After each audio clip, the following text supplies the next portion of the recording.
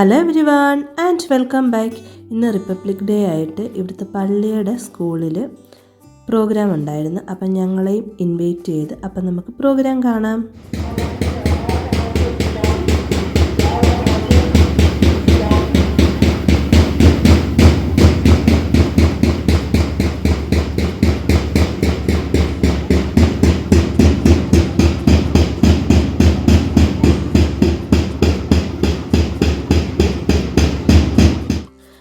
നല്ല ഒരുപാട് പ്രോഗ്രാം ഉണ്ടായിരുന്നു.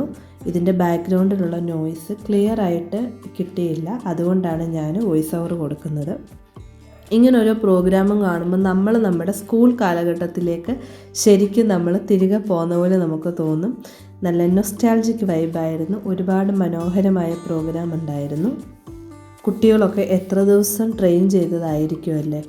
പിന്നെ ഇത് ഓപ്പൺ സ്റ്റേജ് വെച്ച് നടത്തിയത്. ഇപ്പോൾ ഇവിടെ നല്ല തണുപ്പായതുകൊണ്ട് വലിയ ചൂടുള്ള രീതിയിൽ വെയിലൊന്നും ഉണ്ടായിരുന്നില്ല. അതുപോലെ ഞാൻ പള്ളി വകയുള്ള സ്കൂളാണിത്. അപ്പം ആദ്യമായിട്ടാണ് പള്ളിയിലുള്ള എല്ലാവരെയും ഇങ്ങനെ പ്രോഗ്രാം കാണാനായിട്ട് ഇൻവൈറ്റ് ചെയ്യുന്നത്. രാവിലെ കുർബാന ഉണ്ടായിരുന്നു. കുർബാനയ്ക്ക് ശേഷം സ്കൂളിൽ ഫ്ലാഗ് ഹോസ്റ്റിങ്, അങ്ങനെ ബാക്കിയുള്ള പ്രോഗ്രാംസ് അത് കാണാനായിട്ട് നമ്മളെ ഇൻവൈറ്റ് ചെയ്തു. ഞാൻ കുറച്ച് ലേറ്റ് ആയതുകൊണ്ട് എനിക്ക് ഫ്ലാഗ് ഹോസ്റ്റിങ്, മാർച്ച് പാസ്റ്റ് അങ്ങനെയുള്ള പ്രോഗ്രാമൊന്നും എനിക്ക് കാണാൻ സാധിച്ചില്ല. പക്ഷേ ഞാൻ കണ്ട പ്രോഗ്രാമെല്ലാം വളരെ നന്നായിരുന്നു. എൻ്റെ സ്കൂൾ കാലഘട്ടത്തിന് ശേഷം ആദ്യമായിട്ടാണ് ഞാൻ ഒരു സ്കൂളിലെ പ്രോഗ്രാം കാണാനായിട്ട് സ്കൂളിൽ പോകുന്നത്. എൻ്റെ കൂടെ ഒരു മലയാളി ഫാമിലിയും കൂടെ ഉണ്ടായിരുന്നു. അവർ ഈ സ്കൂളിലെ ടീച്ചറാണ്. അതുപോലെ CBSE സ്കൂളാണിത്. അന്നേരം CBSE സ്കൂളിലെ പ്രോഗ്രാം ഒന്നും നേരിട്ട് കാണാത്തത് കൊണ്ട് ഇത് കണ്ടപ്പോൾ ഒരു കൗതുകം. ഈ ഒരു പ്രോഗ്രാം എന്ന് പറയുന്നത് തീവ്രവാദി വന്നിട്ട് ഇന്ത്യയിൽ വന്നു കഴിഞ്ഞതിന് ശേഷം തീവ്രവാദിയെ കീഴടക്കുന്നതും ആ ഒരു തീം ബേസ് ആയിട്ടുള്ളൊരു ഡാൻസും, അതിൻ്റെ കൂടെ എന്തൊക്കെയോ ഹിന്ദിയിൽ പറയുന്നുണ്ട്. അതെനിക്ക് അത്ര രീതിയിൽ മനസ്സിലായില്ല. എനിക്ക് മനസ്സിലായത് ഇതാണ്, തീവ്രവാദി റിലേറ്റഡ് ആയിട്ടുള്ള ഒരു നാടകം മാതിരി ചെയ്തതാണ്. അതുപോലെ red house, green house, blue house, yellow house, ഇങ്ങനെ 4 ഹൗസുകളായിട്ട് ഈ സ്കൂളിലെ കുട്ടികളെ തിരിച്ചിട്ടുണ്ട്. അപ്പം ഓരോ പ്രോഗ്രാമും ഓരോ ഹൗസിലെ കുട്ടികളെ കൊണ്ടാണ് ചെയ്യിപ്പിക്കുന്നത്. അതുപോലെ നന്നായിട്ട് ചെയ്യുന്ന ടീമിന് പോയിൻറ്റും ഉണ്ട്. അപ്പം വർഷാവസാനം ആകുമ്പോഴത്തേക്ക് ഏത് ഹൗസാണ് വിജയിക്കുന്നതെന്നുള്ള രീതിയിൽ അന്നേരം കുട്ടികളെല്ലാം ഈക്വലായിട്ട് എല്ലാ പ്രോഗ്രാമിനും പാർട്ടിസിപ്പേറ്റും ചെയ്യും. അങ്ങനെ മനോഹരമായിട്ടുള്ളൊരു കാര്യമാണ് ഞാൻ കണ്ടത്.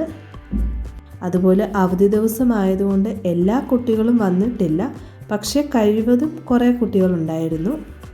അതിനുശേഷം ഇന്ത്യൻ വനിതാ ടീമാണല്ലോ ഇപ്പം വേൾഡ് കപ്പ് എടുത്തതും, അങ്ങനെ ഇന്ത്യൻ വനിതാ ടീം നല്ല രീതിയിൽ പീക്ക് ലെവലിലേക്ക് ഉയർന്നിട്ടിരിക്കുകയാണല്ലോ. അതുകൊണ്ട് അത് റിലേറ്റ് ചെയ്തിട്ട് ഒരു ഡാൻസും മൈമും ആയിരുന്നു ഇത്. ഈ ഗ്രീൻ ഇട്ടേക്കുന്നത് എനിക്ക് മനസ്സിലാക്കുന്നത് പാകിസ്ഥാനിന് ഇന്ത്യയുടെ ബാറ്റിങ്, പാകിസ്ഥാൻ ഓപ്പോസിറ്റ് ബോളിങ് ചെയ്യുന്നു, ഇന്ത്യ വിൻ ചെയ്യുന്നു. അവസാനം ഇന്ത്യൻ ടീമിന് സമ്മാനമൊക്കെ കൊടുക്കുന്നുണ്ട്. ഇന്ത്യൻ ടീം വിജയിക്കുമ്പോഴത്തേക്ക് ആ ഒരു സന്തോഷത്തിൽ കളിക്കുന്ന ഡാൻസാണ് ഈ കാണുന്നത്.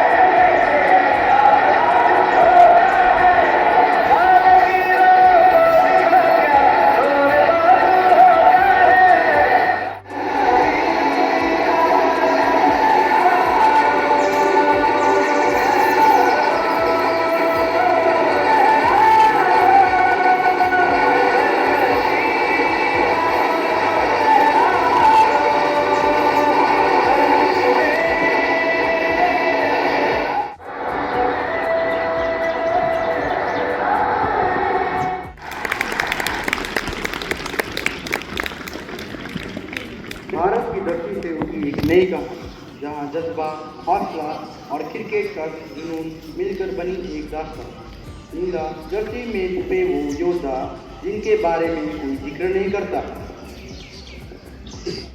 അതുപോലെ ഏറ്റവും അവസാനം ഷേക്ക് ഹാൻഡ് കൊടുത്ത് ടീമുകൾ തമ്മിൽ പിരിയുന്ന ആ ഒരു ഇൻസിഡൻറ്റും ഇവരിവിടെ റീക്രിയേറ്റ് ചെയ്ത്, ശരിക്കും ഇതൊക്കെ കാണുമ്പോൾ നമുക്കൊരു ഗൂസ് ബംസ് വരുന്നൊരു മൊമെൻ്റ് എന്നൊക്കെ പറയത്തില്ലേ, അത്രയ്ക്ക് മനോഹരമായിരുന്നു.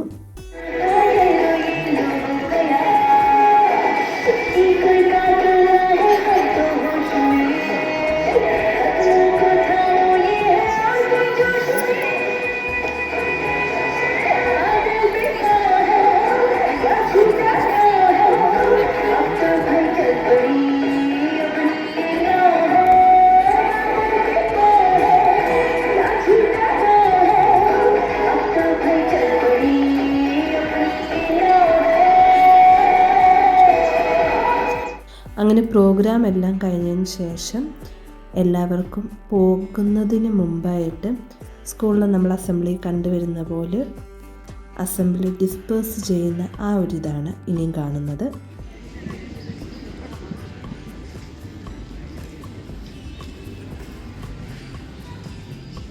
Attention! School dispersed!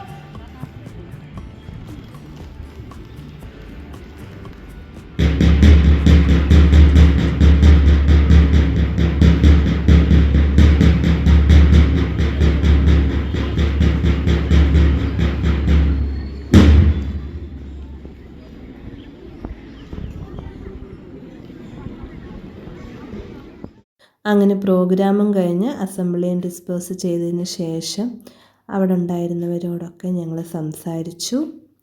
എല്ലാം കഴിഞ്ഞ് കുറച്ച് ഫോട്ടോസും വീഡിയോസും ഒക്കെ എടുത്തതിന് ശേഷം ഞങ്ങൾ വീട്ടിലേക്ക് തിരികെ വന്നു. And that's all. Thank you.